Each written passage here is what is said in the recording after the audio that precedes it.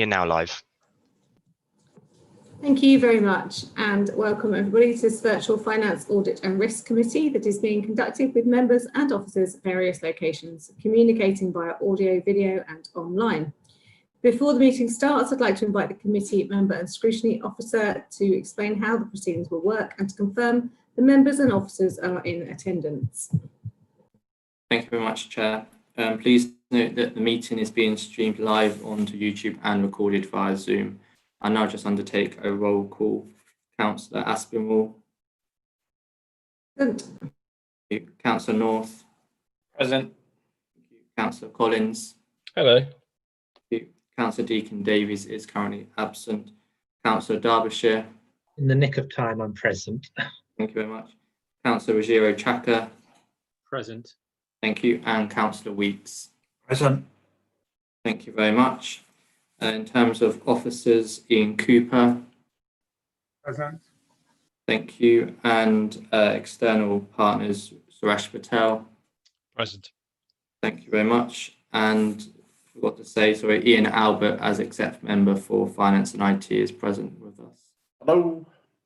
Very much. I think that's everybody. I just run through the proceedings. Extracts from the remote and partly remote meetings protocol are included with the agenda, and the full version is available on the council's website, which includes information regarding live streaming, noise interference, rules of debate, voting and part 2 items.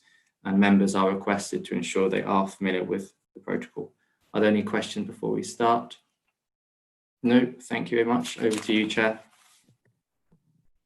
Thank you ever so much, Matthew. Just to let you all know, I'm on a much smaller screen than I'm used to at the moment. So the physical waving at me might not be very efficient. So do raise your hand in the participants bar if you want to speak. Right, I'll move on fairly swiftly. I think it's going to be a quick night tonight. Item 2 is apologies for absence, and I've had none so far. Has anybody else got any that they wish to add? No, okay. So moving on then to item number 3, a bit of a chunky one. I hope you've all had an opportunity to read the papers on this one. Since the beginning of March 2020, when we started to hold meetings remotely, we've been unable to approve minutes of meetings. We are now able to approve these minutes with the electronic signature of the chair being applied following approval. And so we have got 1, 2, 3, 4, 5 sets of minutes to approve at this committee. I'd like to throw it out to see if there are any questions or comments on any of those sets of minutes. I'm presuming that you've read them all in detail. And we have Councillor Morgan Derbyshire, please. Not a question on the minutes, Chairman. Are we going to vote on block rather than vote on individual minutes? I am proposing that we vote on block unless there is anybody that has any specific items that they want to change in any one of the minutes there. Morgan, your hand is still up. Is that legacy hand? Or? It's the legacy hand, just about to take it down, Chair. Anyone else got any thoughts, comments, questions, any additions, anything that's wrong with the minutes, or just want to say how nice they are? Nothing at all. All right, I have nothing either. I do want it noted that there was one of these meetings that I was not in attendance for, and I think that might be the case for some of us. So we are going to vote on block, but there is a presumption that the one is voting only for the meetings that you were able to attend, and we will accept that. So I would like to propose that we take as read and approve as a true record of the minutes of the meeting held on those dates. Could I have a seconder, please? I'll second. Thank you. Is that Sam North? Yeah, Councillor Sam North seconding, and worth noting that on the meetings that I was not at, Sam was at, so we've got a full coverage there. All right, if you can vote in the usual way, green tick for yes, red cross for no, raise hand for abstain.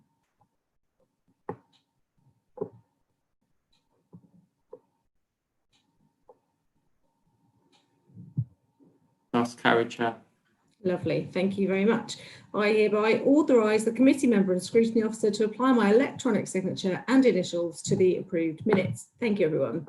Item number 4, notification of other business. I have none notified. And now I just have to go into my chair's announcements. So audio recording. In accordance with council policy, this meeting is being audio recorded as well as filmed. The audio recordings will be available to view on mod.gov and the film recording via the NHDC YouTube channel. Declarations of interest. Members are reminded to make declarations of interest before an item. The detailed reminder about this and the speaking rights is set out under the chair's announcements on the agenda. Item number 6, public participation, and there is none this evening.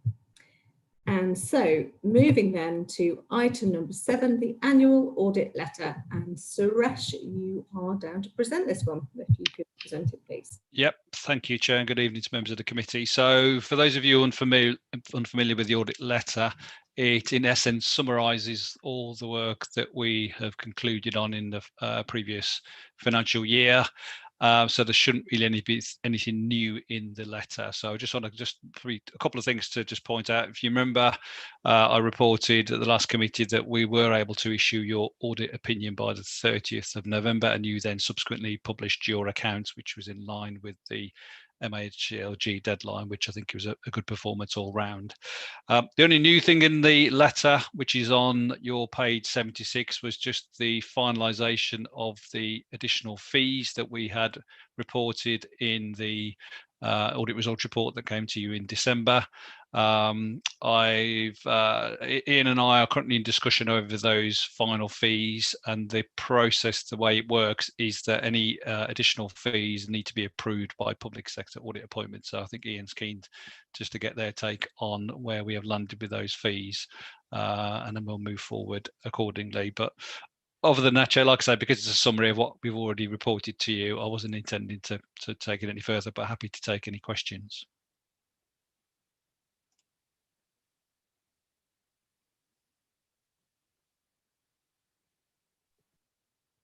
Everything while I unmute. Yeah, thank you, Suresh. I don't see any hands raised. Has anybody got any questions or comments that they'd like to make on the audit letter?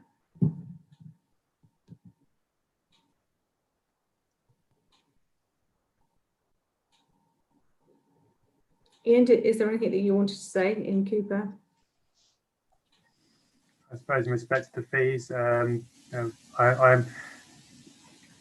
happy that Suresh and the team undertook the work that's in relation to those additional fees. Or the only reason I want to refer to the PSAA is that I want there to be consistency across all different councils and audit firms about their approach to additional work, just to kind of get a more sort of overview from them around whether that work was reasonable, whether it was sort of proportionate to the risks involved with COVID. So that's the only reason I want to refer it on to them. I mean, it gets referred anyway, but that's kind of the take I'd like from them on it. But as I say, yeah, I know that the team at Ernst & Young undertook the work. I know they've spent a lot of time on the audit, but I just want that perspective on it. Lovely, thank you, Ian. Okay, any other questions or comments on this? Not at all. Okay, Matthew, if you could just help me out here a little bit in terms of whether I need to take a vote on this or not, or whether we're just noting. Yeah, this report is just a note, Chair. Okay, all happy to note this report? Hearing nothing else? Wonderful, thank you. Lots of big nods. Thank you, Sam. All right, so Suresh, thank you very much for your input there this evening. You're now free to go about your day. Thank you. If you want to. Item 9 then, investment strategy, the integrated capital and treasury. No, sorry, revenue budget, the addendum report. So you have to have a look at your addendum report on your ModGov, and then, yeah, if we could just take you to that then, Ian. Yeah, if you just happen to read the original report before the addendum came out, the only change really has been in relation to recommendation 2.6, which is with regards to the potential, it's only potential at this stage, that there may be a change following the consultation on the draft local government budget settlements that may, if there's enough opinion going forward, allow district councils to increase council tax by £10 for bandy equivalents. So that just covers that scenario. In previous years, we've always would have known by the time of the full council meeting what the outcome of that provisional settlement and that consultation has been. It's also possible, given the strange year we're in, we won't by the time we have our full council meeting. So that just adds that flexibility in case that announcement comes after the full council meeting in February. So that's the reason for the addendum and the main change, and that's recommendation 2.6. In relation to the main report, the addendum version, it is the usual report that we present to FAR and Cabinet in January, looking for the Cabinet to recommend the budget onto full council at the meeting in February. So hopefully full council can set a budget for next year at that meeting. It follows the usual format, and I'll just pick out a few of the highlights. I won't go through in detail, but I'll pick out a few highlights for you.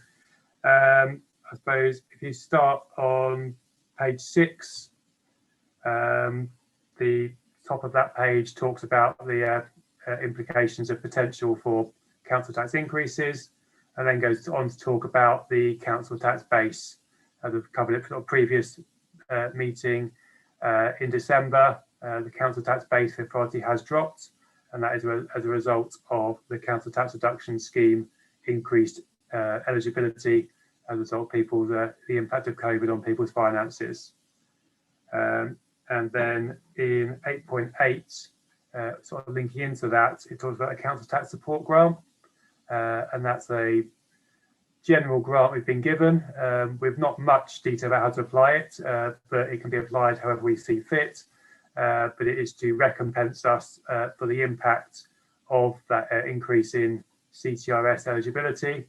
So the proposal in that paragraph is that we apply that to offset that decrease in the tax base and provide the funding that would otherwise have had if we hadn't had such a high CTRS caseload.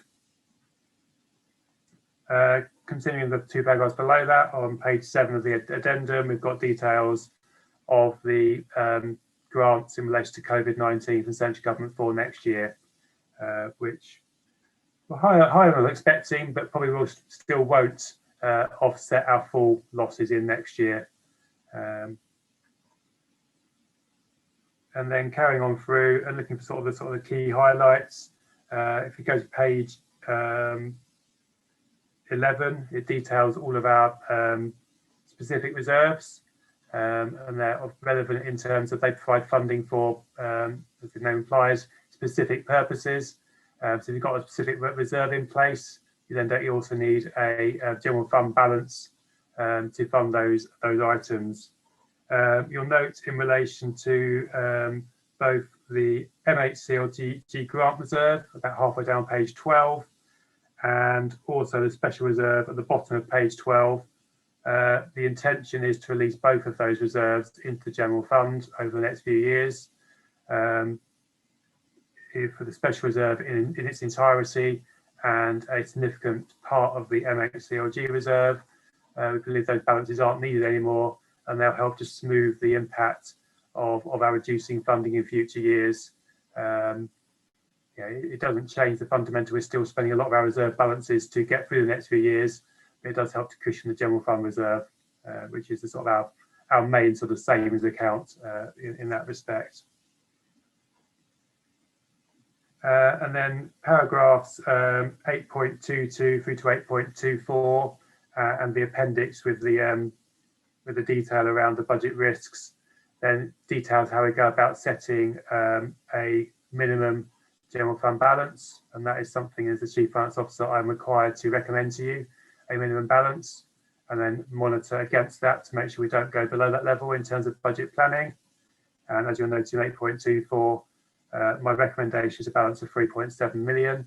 That is significantly higher than previous years.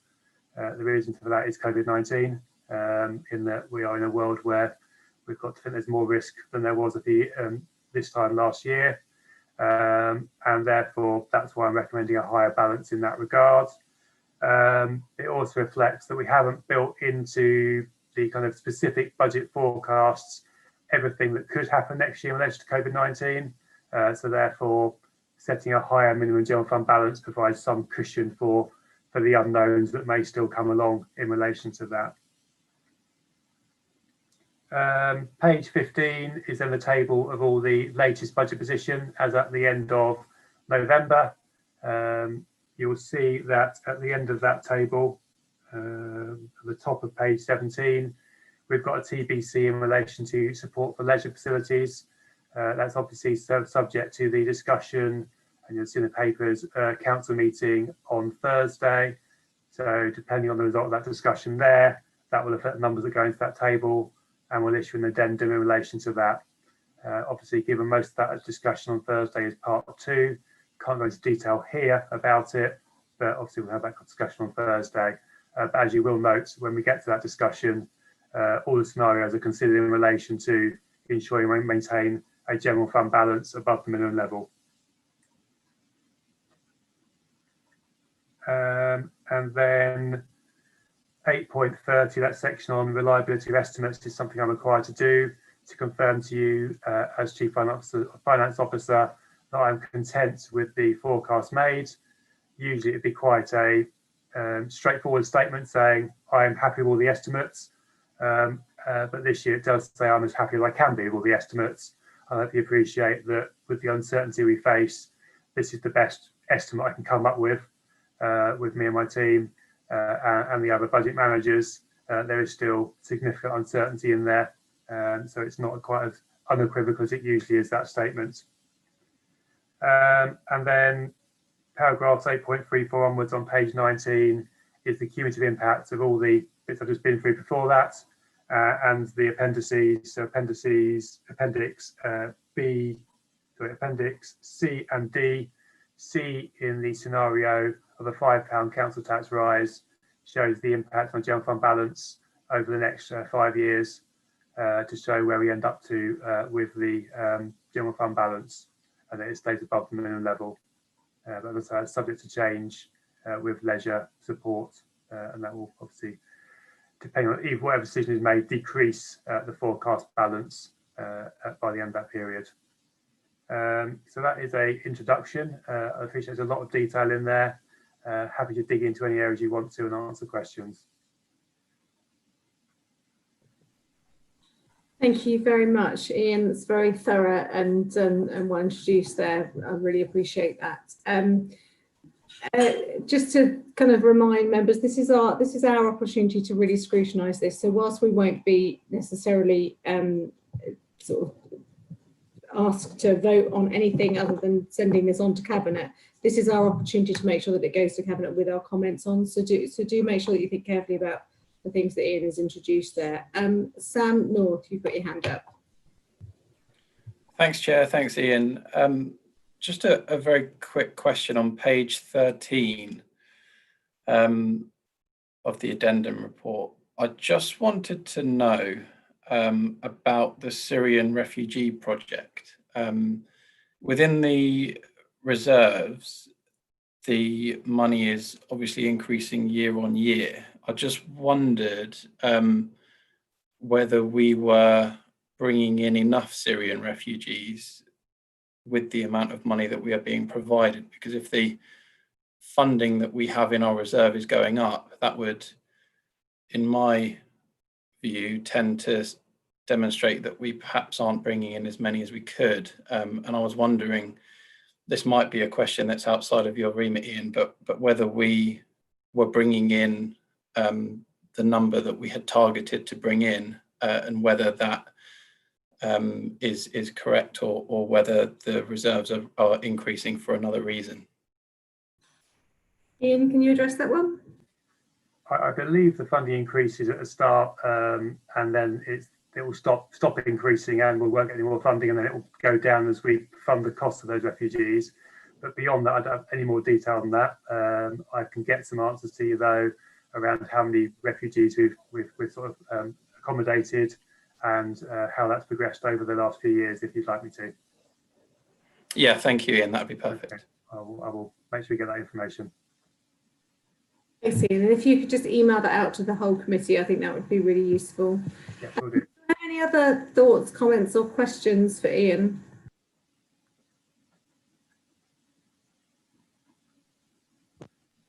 Morgan. It's just a question around council tax support for parishes. Is that something new in this year's budget? I don't recall seeing it last year. No, it's not new. It is something that started a long time ago. So when, think back, when council tax support, as it was back many years ago, stopped being funded centrally by central government and was localised. At that point, we were given a specific pot of money to pass on to districts, so to pass on to parishes to recompense them for the fact that it was no longer being funded by central government. That amount was then basically ring-fenced into, put into the overall pot of funding we got when it was revenue support grants. Revenue support grant then gradually decreased and decreased. So in line with that, we gradually have decreased the funding that we've then passed on to parishes. The intention is that each year as we review it, thus far it's stayed in place at a quite low level. That partly reflects that we are waiting for the next funding review and see the implications of that, then determine whether parishes should continue to receive that. There are obviously arguments for and against. Parishes have, up until this point, had complete freedom without any limits on how much they can raise their preset by, whereas we have been limited. So that would be one argument to stop providing it, but equally the hit would then be on the residents of those parishes to sort of offset that. So that's the discussion we've had at some points, but for this year it's the same level as it was last year. And actually, when you think about it at an individual parish level, it's not a lot of money for each parish.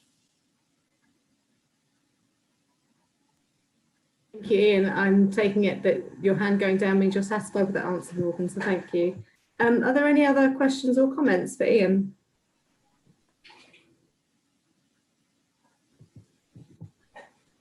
I think that means no. So we're happy for this then to go to Cabinet with that in mind. And I don't think that the question that was raised around Syrian refugees should have any impact on that going to Cabinet. It's just there for interest. So a lot in there and a lot for us to forward on. So yeah, thank you very much, Ian, for all the work on that. And may I just say how it's times like these that you're really grateful for someone that's been in a role for and been doing such a sterling job for such a long time, because it would be an awful time to face any sort of ambiguity or someone that was perhaps learning the ropes. So thank you very much, Ian, for your loyalty there. If I can now move you on then to item 9, the investment strategy. So we're back onto the other document.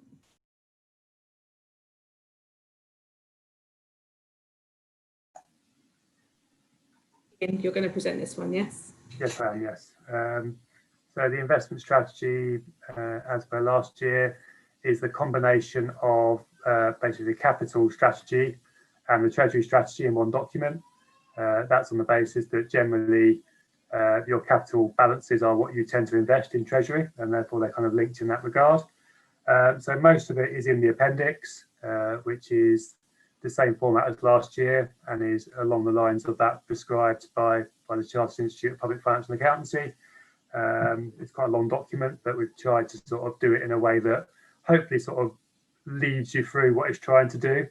But what I'll do is I'll probably just highlight the areas that have sort of changed since last year. So obviously each year we'll have the new capital schemes, new capital investments, and they're detailed in the appendices. And as you're aware, we obviously have the budget workshop process, and most of the ones that are in there are as per the budget workshop. In paragraph 8.4, I highlight a couple of changes from when we presented budget workshops. The first of those in relation to budgets for purchase of laptops. That's subject to agreement by full council on Thursday, but not going to prejudge what council might decide. But I put it in there just in the off chart on the principle it might be agreed by full council, and therefore put it in there for now. I'll take it out again if it's not agreed, but had to go one way or the other. So I'll put it in there for now. I'll take it out if I have to. And the second one of those is in relation to polling booths and the opportunity to invest a bit of money in those to make them more mobile and easier to move around the district when we have elections. The other thing to point out is 8.9 on a page 116. and in that details some changes to our proposed Treasury investments. Most of them are just because the percentages we applied to get to the amounts in millions have remained unchanged, but because we've got a slightly higher forecast balance at the end of the year, it increases how much that means in millions when you round it up to the nearest million. But three that we have changed, first of all, increasing the amount we can invest in other local authorities. Essentially, this is the second lowest form of risk, so second lowest risk investment we can do. Central government is the lowest risk, other local authorities the second lowest risk.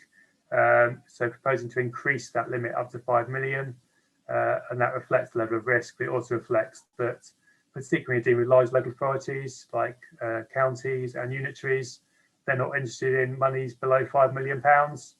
So if we set it at 5 million, it just increases the opportunities we've got for those.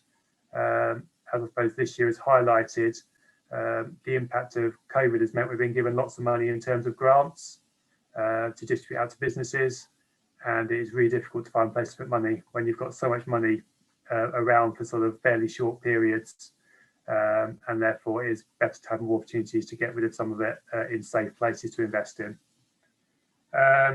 The other two changes, we had property funds on the list last year, just changing the limit down to £2 million to reflect that this is a long-term investment, and our total balances on our investments will go down over time. That's because we'll spend our capital money, and also because on the revenue side, you can also see that our reserves are reducing as well as we use them up to keep the budget afloat. And therefore, because of that forecast, proposing we reduce the amount we can invest in property funds. The intention is that we will invest in property fund either late this financial year or early next financial year. And we will move ahead with that and look to engage our Treasury advisors in selecting the appropriate fund for us. And at the same time, the last one on there is proposing we add in multi-asset funds. In a meeting with our Treasury advisors about 3 or 4 months ago, they suggested that would be a good place for us to look at investing our money. It's a long-term investment, but because it's across a number of assets, it helps to achieve hopefully reasonable returns while still providing diversification for risk. Supposing again, because it's a long-term investment, £2 million maximum invested in those, but to add that to the Treasury strategy. Those are the main highlights from my perspective, but yeah, lots of pages to look at, so happy to take any questions across any of the report or the appendices. Thank you very much, Ian. Right, do we have any thoughts on this? Any questions or comments? Michael Weeks, is that you waving at me? Yes, please. Thank you, Chairman. Can you hear me? Yeah. Ian, we used to have, with regard to investments, various graphs and pie charts and things. Is that now a thing of the past? It's all narrative now, is it?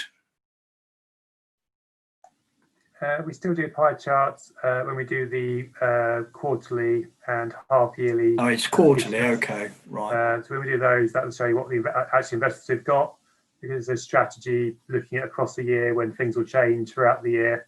There's no pie charts in, I'm afraid.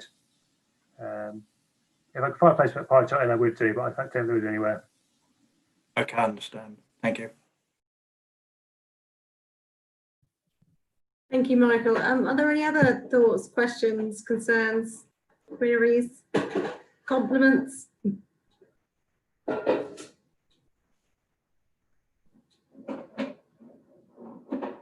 I have absolutely no hands raised. Okay, remember this is our opportunity to scrutinise this stuff before it goes to Cabinet, guys. Is there really nothing else that you want to mention on this?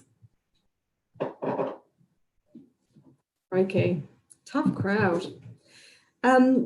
All right, well then the recommendation, well, we're going to send this to Cabinet. I'll take it along, and we're going to say that we recommend that they then recommend to Council the adoption of the investment strategy. and the full clauses in relation to the Code of Practice on Treasury Management. So I'm taking it from the lack of objections, questions or anything therein that everybody is more than happy for that to go off to Cabinet as it is. Gosh, okay. That brings us to the end of the substantive pieces that we need to discuss. The only other thing then is the possible agenda items for future meetings. So you will have seen the list, I think. Hang on. Oh, I hate using a tablet. Do you have a list in front of you in your papers, or is this just in front of me? Can you confirm? It's only for you, Chair, but if you don't have it, I'll bring it up. One moment.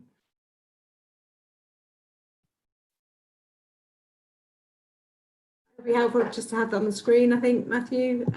So just some possible agenda items there for future meetings. This meeting tends to go on a pretty good cycle. Please excuse the noise in the background. We've just got dishwasher emptying that I don't want to dissuade under any circumstances. So we're just going to put up with it.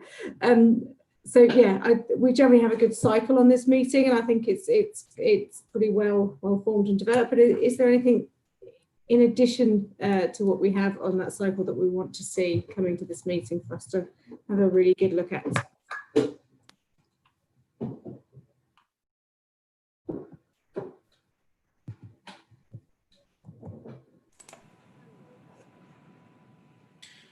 Thanks, Chair. One thing that I would be quite keen to see is officers in the council have been doing a fantastic job administering the various different grants that have been pushed upon us due to the coronavirus pandemic, and it'd be good just to see an update as to where we are with the grant funding and how much of that has been distributed, and to really demonstrate the work that the officers have been doing during the difficult time. That is a great suggestion. Ian Cooper / Ian Albert, is that a possible thing to have on future agendas, and what might the right timing be? Chair, I'm happy to add it to the third quarter budget monitoring report rather than create more work for the team that are doing the grants. If I put something in that report, then you'll get the information at your next meeting without any more work for them. Thank you. I think from the nods, we're all agreed on that. Excellent. Thank you. Any other thoughts on what people might like to see on future agendas or in future reports? Sam Collins, are you waving at me? Sorry, I am. I think my little hand was too small for you to see. A bit like outgoing presidents. Just following on from that point, actually, I'm going to make an assumption here that the current pandemic situation and lockdowns will continue beyond the reporting phase that we just talked about. If that is the case, could we add that as an agenda item going forward, that an update on the grants and the process of that and how they're being awarded to all agendas from that point onwards? Because I think it would be useful just for us to, I think we're just doing our job to keep a look at that. Yes, happy to. I'll add it onto all quarterly monitoring reports until they've gone away again, hopefully. Yeah, there you go. I'll continue then. Brilliant. Thank you very much. Morgan, you've got your hand up. Thank you. We had a report come to overview and scrutiny at the last meeting from the commercialisation department. As that includes money, and I think it's part of a crossover between FAR and ONS, perhaps we ought to have something coming to hear us about it too. An ongoing debate of what gets discussed there or here. Morgan, we do tend to have quite a lot of crossover with overview and scrutiny, particularly around the commercialisation stuff. It is quite a contentious issue and highly detailed, and I don't see anybody disagreeing with me, but do raise your hand if you do. And myself and David Levitt, who's obviously the chair of ONS and I'm the vice chair, do liaise fairly closely on what should be where so that we don't miss anything. But just as much as we don't want to miss anything, we also don't want to duplicate work or create an expectation of being able to have an impact in a meeting that may not be possible or appropriate. So having that fully overview and scrutiny certainly does feel at the moment, whilst we want to give it so much overview and scrutiny, it does feel like the right approach at this stage. But I think in the future, it may be something that would be worth looking at to come here if it does drop off the ONS agenda. I hope that's satisfactory. I can see you nodding. I'm happy to go with that, Chair. If you and the Chair of ONS have agreed that, that's fine. Thank you.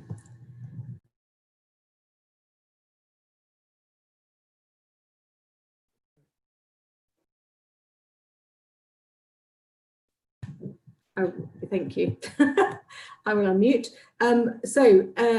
If we've got no other future agenda items to discuss, I think that in record time we can call this meeting to a close.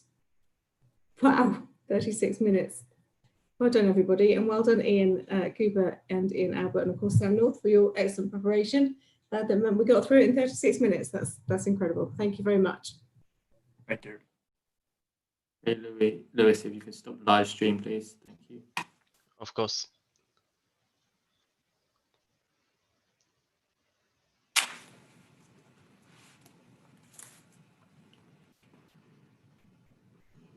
Thanks, everyone. Thank you. Thanks, Councillor.